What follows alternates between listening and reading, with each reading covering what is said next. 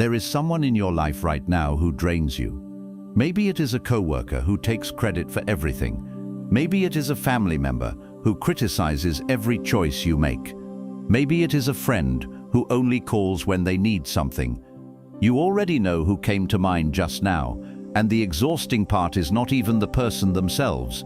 It is the hours you spend after the interaction, replaying the conversation, thinking about what you should have said, feeling angry, feeling guilty for feeling angry, and then feeling stupid for letting them live rent-free in your head for 3 days straight. You have tried being patient. You have tried distance. You have tried setting boundaries, which is a phrase that sounds clean in theory and feels impossible in real life. Nothing works for long. But the Stoics had a system for dealing with exactly these people, and it does not require the other person to change at all. That is what this video is about. Before we get to the solution, you need to understand what is actually happening to you when a difficult person gets under your skin. Because most people misdiagnose the problem completely. You think the problem is the person. You think it is the rude coworker, or the controlling parent, or the manipulative friend. You spend all your energy trying to manage them, avoid them, or change them. It never works because you are trying to fix the wrong thing. Marcus Aurelius, who was the emperor of Rome, wrote something in his private journal late at night. He wrote that you can control your own mind, but you cannot control what happens outside of it. He believed that if you understand this, you will be strong. He wrote this to remind himself that even the most powerful person in the world had the same problems you have. The real problem is that you have given them the keys to your inner world, and they are driving it like they stole it. Think about what actually happens in the hours after a difficult interaction. Your body is tense, and your concentration is gone.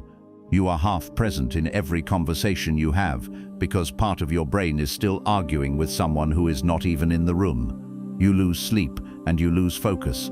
You lose hours of your one and only life, not because of what that person did, but because of what you keep doing to yourself long after they have moved on. Seneca said it plainly when he stated that we suffer more in imagination than in reality. The difficult person hurt you once, maybe for 5 minutes. You have been hurting yourself for 3 days by replaying it. That is no longer their fault, it is yours. The worst part is that while you are lying awake at night composing the perfect response to something they said last Tuesday, they are sleeping just fine. You are the only one still in the fight. You have handed someone who does not deserve it complete control over your peace, your energy, and your time. Those are the 3 most valuable things you own. You are giving them away for free to someone who has done nothing to earn them. That is the real cost of not having a system for difficult people. It is everything you lose in the aftermath. The Stoics did not avoid difficult people, and they did not pretend they did not exist. They built a precise set of mental tools for dealing with them without being destroyed by them. The foundation of everything Epictetus ever taught is the most important idea to grasp. He divided the entire world into 2 categories. There are things inside your control and things outside your control. Inside your control are your thoughts, your judgments, your actions, and your response. Outside your control is everything else. That includes other people's words, behavior, opinions of you, and everything they do and say and feel. That is the whole framework. Most people never actually apply it in the moment because they have not practiced it enough for it to become automatic. You apply it the next time a difficult person does what difficult people do by pausing for 2 seconds. You ask yourself if the situation is inside your control or outside your control. Their words and behavior are outside your control. The fact that they took credit for your work or criticized your choices is completely outside your control. What is inside your control is your next thought and your next word.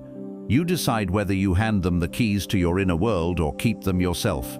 Epictetus said that a wise man does not grieve for the things which he has not, but rejoices for those which he has. You do not have a different coworker or a different family member.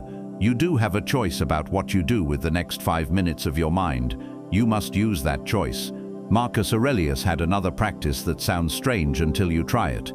When someone was cruel to him or deliberately difficult, he would stop and think about why that person was behaving that way. He thought about what was happening inside them to produce that behavior. He did not do this to excuse them or to make himself feel sorry for them. He did it to depersonalize the situation completely. He wrote that when you wake up in the morning, you should tell yourself that the people you deal with today will be meddling, ungrateful, arrogant, dishonest, jealous, and surly. This sounds like cynicism, but it is actually the opposite. He was preparing himself to see difficult behavior as a human condition and not a personal attack. The truth about almost every difficult person in your life is that their behavior has almost nothing to do with you. The coworker who takes credit for your work is terrified of being irrelevant. The family member who criticizes every choice you make is afraid that your different path is a rejection of theirs. The friend who only calls when they need something was never taught what real friendship looks like. This does not mean you accept the behavior. It means you stop absorbing it, as if it is a verdict on your worth. It was never about you. It is about the unresolved fear and pain they are carrying around, and that is their burden to carry, not yours to catch. When you understand this clearly, something shifts. The anger softens because you have stopped fighting a battle that was never yours to begin with. This brings us to why setting boundaries fails most of the time. People treat a boundary as a message they send to the other person, telling them their behavior is not okay. That is a request, not a boundary. Requests depend on the other person choosing to respect them. Difficult people are generally not great at respecting requests. A Stoic boundary is completely different because it is about what you do, not what you tell them. Cato the Younger never wasted words trying to convince his enemies to be less hostile.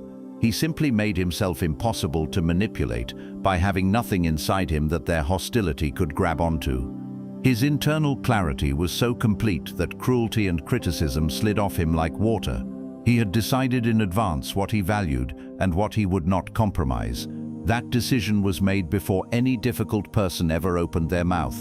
Your Stoic boundary is to decide in advance what you will and will not give your mental energy to. This is not a rule you announce to someone else, but a private commitment you make to yourself. When that person does their difficult thing, you have already decided. You do not react, and you do not replay. You respond from your own values briefly and calmly, and then you move on. Seneca wrote that the greatest remedy for anger is delay. Pause long enough to choose your response rather than just produce a reaction. That pause is your boundary, and it lives entirely inside you, where nobody can take it away. There is still someone in your life who is difficult, and that has not changed. They will probably still take credit for your work or criticize your choices. They will probably still only call when they need something. But you now have 3 tools you did not have before. You have the dichotomy of control, which means you know exactly where your energy belongs. You have the practice of depersonalization, which means their behavior no longer lands as a verdict on your worth. You also have the internal boundary, which means your response is a choice you make and not a reaction they trigger. Marcus Aurelius dealt with betrayal, ingratitude, and cruelty every single day of his reign. He did not deal with it by fixing the people around him. He dealt with it by becoming someone those things could not destroy. That is what is available to you right now. It is not a perfect life with no difficult people in it, but a version of yourself that difficult people simply cannot reach. Epictetus said it best when he noted that no man is free who is not master of himself. That is the only freedom that actually matters, and nobody can take it from you unless you give it away. Epictetus could not control his chains, but he controlled everything inside them. The one thing you can control right now is clicking that subscribe button, so the next time a difficult person tests you, you already have the tools waiting. And drop a comment below. Tell me who came to mind at the start of this video. You do not have to name them, just tell me what they took from you, because you are not the only one carrying that weight.